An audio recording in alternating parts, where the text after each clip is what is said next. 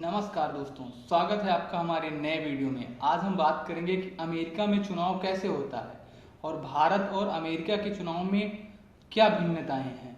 दोस्तों, जब भारत में चुनाव होता है तो भारत का चुनाव आयोग एक डेट डिक्लेयर करता है और उस डेट को वोटिंग होती है। फिर एक डेट निर्धारित करता है, उस डेट को काउंटिंग होती है और उसका रिजल्ट, चुनाव का रिजल्ट आ जाता है। लेकिन अमेरिका में ये प्रोसेस बड़ा लेंदी है। तो दोस्तों, आज हम बात करेंगे इसी अमेरिका के चुनाव के बारे में कि अमेरिका का चुनाव सारी दुनिया के लिए इतना इम्पोर्टेंस क्यों रखता है और सारी दुनिया इस चुनाव पर क्यों नजरें गड़ाए रखती है। ये अमेरिका का चुनाव का प्रोसेस इतना लेंदी क्यों है और कैसे है। दोस्तों, अमेरिका देश का जो चीफ होता है वो वहाँ का प्रेसिडेंट होता है। जैसे अपने यहाँ का चीफ प्राइम मिनिस्टर होता है। दोस्तों, अमेरिका देश का जो चीफ होता है वो वहाँ का जो प्रेसिडेंट होता है वो वहाँ का चीफ एग्जीक्यूटिव हेड भी होता है। और नेवी, मिलिट्री और एयरफोर्स तीनों सेनाओं का मालिक एक प्रकार से मुखिया होता है। दोस्तों, अमेरिका के प्रेसिडेंट को वहाँ की सिक्योरिटी फोर्सेस के द्वारा पोटस कह के बुलाया जाता है और जो वहाँ के उनके ऑफिस के जो काम करने वाले लोग होते हैं वो भी उन्हें पोटस कह कर ही बुलाते हैं। आपने देखा होगा कि अमेरिका के प्रेसिडेंट के नीचे, ट्विटर हैंडल के नीचे पोटस ही लिखा रहता है। पोटस का जो फुल फॉर्म होता है वो president of the United states होता है। अमेरिका के राष्ट्रपति का जो कार्यकाल होता है वो 4 वर्षों के लिए होता है। लास्ट टाइम जो चुनाव हुआ था 2020 में हुआ था।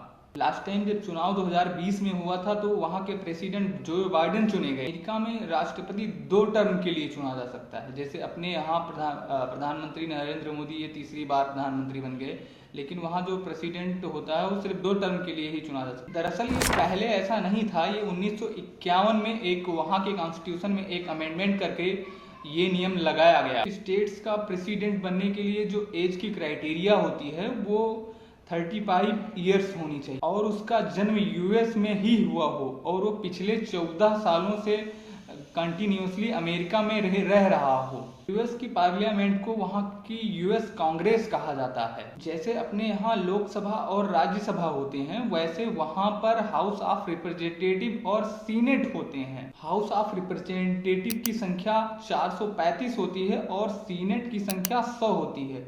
जैसे यूएस में 50 राज्य हैं तो प्रत्येक राज्य से 2 सीनेट चुने जाते हैं। हाउस ऑफ रिप्रेजेंटेटिव में 6 मेंबर और भी होते हैं, लेकिन उनको यूएस कांग्रेस में वोट डालने की अनुमति नहीं होती है। तो बेसिकली हम वापस आते हैं प्रोसेस पर। अमेरिका का जो इलेक्शन प्रोसेस है वो 5 स्टेप में होता है। पांचों स्टेप कुछ इस प्रकार हैं कि प्राइमरी और कोकस, national convention, general election, electoral college और इनॉग्रेशन। अमेरिका में चुनाव का प्रोसेस 1 से 1.5 साल पहले ही शुरू हो जाता है। पार्टी सबसे पहले अपना प्रेसिडेंटियल कैंडिडेट अनाउंस करती हैं, उसके बाद उन प्रेसिडेंटियल कैंडिडेटों के बीच में डिबेट करवाया जाता है, जो कि अभी तक कमला हैरिस और डोनाल्ड ट्रंप के बीच में चल रहा है। You will see during the course of his rallies, he talks about fictional characters like Hannibal Lecter. He will talk about windmills cause cancer. And what you will also notice is that people start leaving his rallies early out of exhaustion and boredom. People don't go to her rallies. There's no reason to go. And the people that do go, she's bussing them in and paying them to be there. She has a plan to confiscate everybody's gun. President Trump, she has a plan. US में भी 2 parties मुख्य रूप से काम करती हैं। जैसे अपने यहाँ इंडिया अलायंस और एनडीए है, वैसे वहाँ पर रिपब्लिकन और डेमोक्रेटिक पार्टी। चुनाव शुरू होने के पहले 2-3 महीने में ये प्राइमरीज और कोकस के प्रोसेस पूरे कर लिए जाते हैं। दोस्तों, डेमोक्रेटिक पार्टी का जो सिंबल है वो गधा है और जो रिपब्लिकन पार्टी का सिंबल है वो है हाथी। कुछ और भी छोटी छोटी पार्टियां हैं, green party, green tea party, ये सारी पार्टियां हैं। वापस आते हैं इलेक्शन प्रोसेस के बारे में। तो ये प्राइमरीज और कोकस का काम होता है पार्टीज के लिए डेलीगेट इलेक्ट करना, फिर यही डेलीगेट पार्टीज के लिए कैंडिडेट इलेक्ट करते हैं। दरअसल प्राइमरीज में वोट डाल के कैंडिडेट को इलेक्ट किया जाता है, लेकिन कोकस जो होता है वो खुले में ही हाथ खड़ा करके जो कैंडिडेट होते हैं उनको इलेक्ट कर लेते हैं। जो प्राइमरीज होती हैं ये वहाँ के अधिकतर स्टेट्स के लिए होती हैं, लेकिन जो कोकस होता है वो कुछ ही स्टेट के लिए होता है। जैसे कि वहाँ पर एक स्टेट है नोआ, वहाँ पर कोकस ही करवाया जाता है। प्राइमरीज और कोकस के द्वारा इलेक्ट किए गए जो डेलीगेट होते हैं ये फिर नेशनल कन्वेंशन में भेजे जाते हैं। नेशनल कन्वेंशन में ये जो डेलीगेट्स होते हैं ये सभी अपने अपने पार्टीज के लिए जो प्रेसिडेंशियल कैंडिडेट होते हैं उनको इलेक्ट करते हैं। फिर इन प्रेसिडेंशियल कैंडिडेटों की रैलियां शुरू हो जाती हैं और साथ साथ में डिबेट भी करवाया जाता है और 3 डिबेट तो टेलीकास्ट होना नेसेसरी है। जैसे हम अपने यहाँ सांसद चुनते हैं वैसे वो वहाँ अपने यहाँ इलेक्टर्स चुनते हैं। इन चुने हुए इलेक्टर्स के द्वारा फिर इलेक्टोरल कॉलेज बनाया जाता है। यहाँ पर एक प्रोसेस और होता है, विनर्स टेक ऑल।